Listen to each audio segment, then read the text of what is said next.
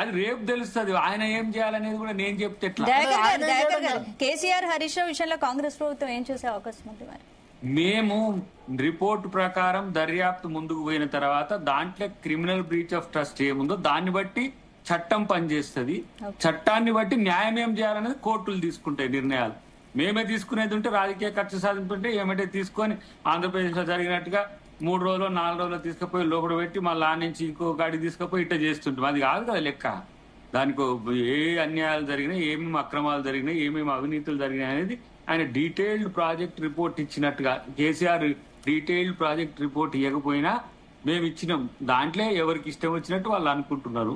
ప్రభుత్వం ఏం చేస్తుంది అనేది మీకు రేపు తెలుస్తుంది. దాన్ని బట్టి మళ్ళీ ఆ రోజు మొన్న మానవుడు ప్రకాశాన్ని అనలే, నేను తుమ్మిడేట్టిగా కడితే నేను దేశం విడిచి వెళ్ళిపోతా అంటే నువ్వు వెళ్ళిపోకే అన్నాడు. కడతాను ఉండాలని కూడా చెప్పిన.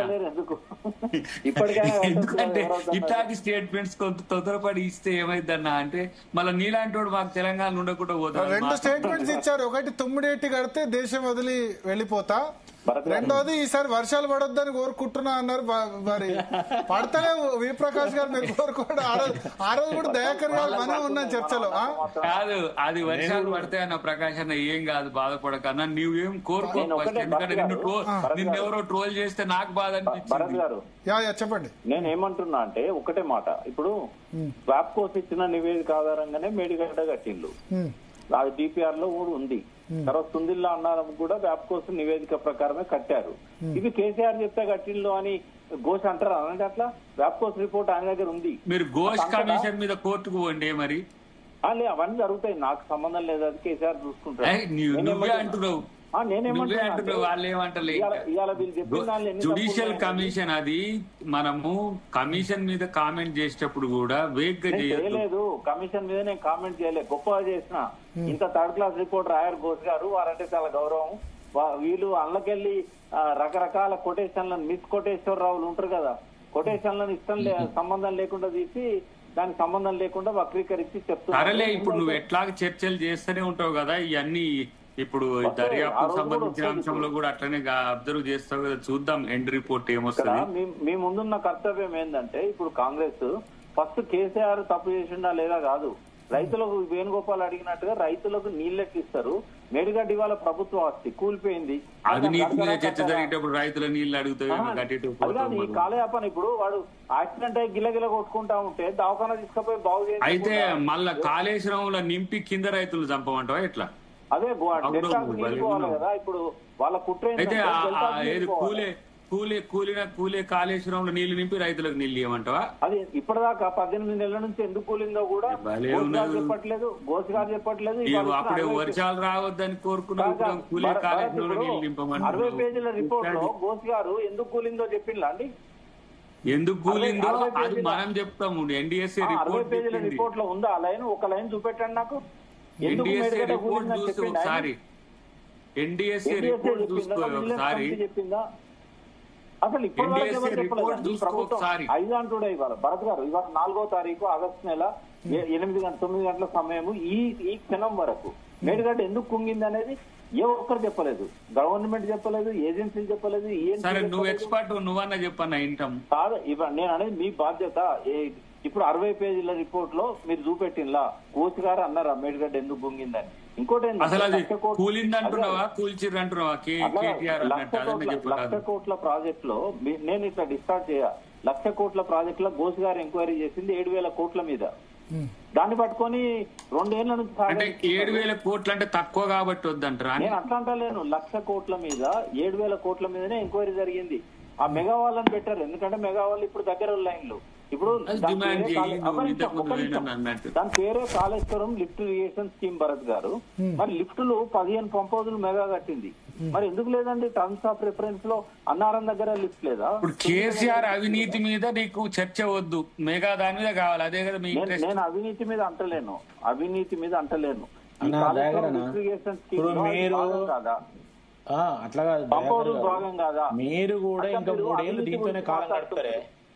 ఏముండదు, చూస్తావు కదా. ఇప్పుడు అవినీతి మీద ఒక్క పిటిషన్ ఇచ్చారా వీళ్ళు ఎక్కడైనా? ఇప్పటిదాకా అధికారికంగా మీరు ఊహించని విధంగా ఉంటాయి. దయాకర్ గారు వినండి. అన్న ఇప్పుడు చెప్పన్న చెప్పి పార్లమెంట్ సాక్షిగా ఉత్తమ్ కుమార్ రెడ్డి పిసిసి ప్రెసిడెంట్ గా పార్లమెంట్ లో అడిగిన ప్రశ్నకు రిటర్న్ జవాబు ఉన్నది తప్ప ఈ రోజు వరకు ఏ డిపార్ట్మెంట్ దగ్గర ఏసీపీ దగ్గర కావచ్చు, ఈడీ దగ్గర కావచ్చు, మేడిగడ్డ పోలీస్ స్టేషన్ లో కావచ్చు, ఎక్కడైనా అవినీతి అని మీరు మాట్లాడేది ఒక్క కాగితం ముక్క మీద రాసి దీని మీద నేను చెప్పాను నీ దానికి నాకు ఒక నిమిషం ఇక నువ్వు మాట్లాడి నేను దానికి చెప్తానే అన్న. చెప్పు. అసలు ఒకడు మర్డర్ చేసిపోయిండు, దొరుకుతలేడు, దాని డిజైనర్ కూడా దొరుకుతలేడు, ఈ కుంగిన దానికి కారణం కూడా దొరుకుతలేడు, అసలు ఏం జరిగిందో తెలుస్తలేదు. ప్రాజెక్ట్ నుంచి అన్ని రకాల పైసలు తీసుకున్నారు, దాని ఎస్కలేషన్స్ ఉన్నాయి, దాని దొంగతనం చేసిండ్రు. ఇవన్నీ తెలియకనే కదా ఒక కమిషన్ వేసింది. కమిషన్ ఇప్పుడు ఒక ప్రాతిపదికకు వచ్చింది. ఇప్పుడు మీరు కమిషన్ వేస్తే దాని మీద ప్రాసిక్యూషన్ కు పోతాం. ప్రాసిక్యూషన్ కు పోతేప్పుడు అప్పుడు కొట్లాడు కేసీఆర్ వేసిండా చేయలేదా, లేకపోతే హరీష్ రావు ఉన్నాడా లేడా, నీకు అప్పుడు ఇక మెగా ఉన్నాడా లేడా, నవయుగదే సమస్యనా ఎల్ఎన్టీనా అని అప్పుడు క్వశ్చన్ లేదు. ఇప్పుడు జుడిషియల్ రిపోర్ట్ వచ్చింది, దాని మీద మీ ఆబ్జెక్షన్స్ రేజ్ చేయొచ్చు. అది డెమోక్రటిక్. అసలు విషయాల గురించి కాకుండా టైం పాస్ చేశారు ఈ కమిషన్. దీని ఇచ్చిన రిపోర్టు మీద ఇంకో 2 ఏళ్లు కాలయాపన చేస్తారా, ఎలక్షన్లు వస్తాయి. రాజు ఎవడో రైతు అట్లనే అనుకో, నువ్వు అట్లనే అనుకోని ఉండే జరిగేది నీకు తెలుస్తుంది. అట్లనే అవుతుంది. ఈ 5 ఏళ్లలో జరిగేది నువ్వు అనుకున్నాయన్ని వాస్తవాలు కావట్లేవు. చూడు ఇది కూడా అట్నే అవుతుంది. రైతులు పొట్ట కొడతారు. చూడు వేణుగోపాల్ రెడ్డి గారేమో ఈటల రాజేందర్ గారు ఉన్నందుకు బాధపడతా ఉన్నారు. ఈటల రాజేందర్ గారు ఉంటే ఏంది అసలు ఆయనే చెప్పమను, ఎందుకు చేసిండు చెప్పలేదా? దయాకర్ గారు ఒకటి ఏంటంటే మీ టార్గెట్ లిస్ట్ లో ఎవరెవరు ఉన్నారో వాళ్ళని టార్గెట్ మీరు చెప్పండి. రాజేంద్ర గారికి భరత్ ప్రభుత్వం లేడు, భరత్ జర్నలిస్ట్ గానే ఉన్నాడు. అయ్యో ఏమో అప్పుడప్పుడు పోయి ఏమన్నా అటు ఇటు చేస్తేవంటే ఆ దయాకర్ ఉన్నాడు అనుకోండి కాంగ్రెస్ వైపు, నీ మీద ఎందుకు నా మీద వేసుకుంటా. కాదు మీ సబ్ కమిటీలో మీరు ఇద్దరిని హరీష్ రావును ఈటెల రాజేందర్ పేరు మెన్షన్ చేశారు, కానీ సబ్ కమిటీలో ఉన్న తుమ్మల నాగేశ్వరరావు పేరు మెన్షన్ చేయలేదు. ప్లస్ ఇంతకు ముందు నేను ముఖ్య నేతతో మాట్లాడితే మరి చీఫ్ సెక్రటరీ రామకృష్ణారావు కూడా 10 సంవత్సరాలు ఆయన ఫైనాన్స్ సెక్రటరీ కదా, మరి ఆర్థిక శాఖ మంత్రి రెస్పాన్సిబిలిటీ అయినప్పుడు ఆర్థిక శాఖ సెక్రటరీ రెస్పాన్సిబిలిటీ కాదా అని ఇప్పుడు నీకు దోషిన వాళ్ళు నీకు అన్నారు. కానీ మరి అప్పుడు నీటి సంఘం చైర్మన్ గా మన ప్రకాష్ అన్న కూడా ఉన్నాడు. ప్రకాష్ అన్నను కూడా పిలిచిండ్రు, మాట్లాడాడు. మరి ఆయన ఎందుకు చేయలేదు? 100 మంది ఉన్నారు దాంట్లో. అంటే ఆయన భారీ నీటిపారుదల కాదు, గ్రౌండ్ వాటర్ డెవలప్మెంట్ అనుకుంటా అంతే. అరే ఇప్పుడు దాని మీద సజెషన్స్ చేయడానికి అన్నిటికీ ప్రకాష్ అన్న చాలా క్రూషియల్ గా ఉన్నాడు కదా, ఆ మీటింగ్లలో ఉన్నాడు కదా. కేసీఆర్ కి సజెషన్స్ ఇచ్చే వాళ్ళు ఉన్నారు అటు కేసీఆర్. అరే పాత వాళ్ళు రిటైర్డ్ ఇంజనీర్లు కూడా ఉన్నారు, వాళ్ళని ఎవరినేం అనలేదు కదా. ఎవరు రెస్పాండెంట్స్ ఉన్నారో వాళ్ళని ఇప్పుడు అట్లా అనుకుంటే మరి క్యాబినెట్ కూడా కలెక్టివ్ డిసిషన్ అయితే క్యాబినెట్ కూడా తీయాలనేది ఒక చర్చ జరిగి ఉండే.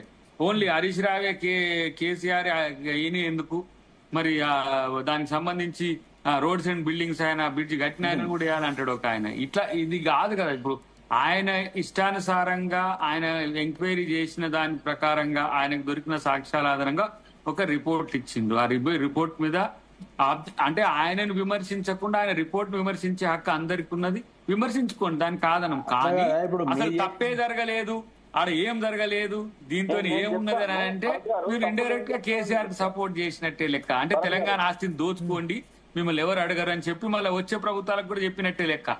భరత్ గారు చెప్పండి. నేను ఏమంటున్నా అంటే తప్పులు ఏమున్నాయని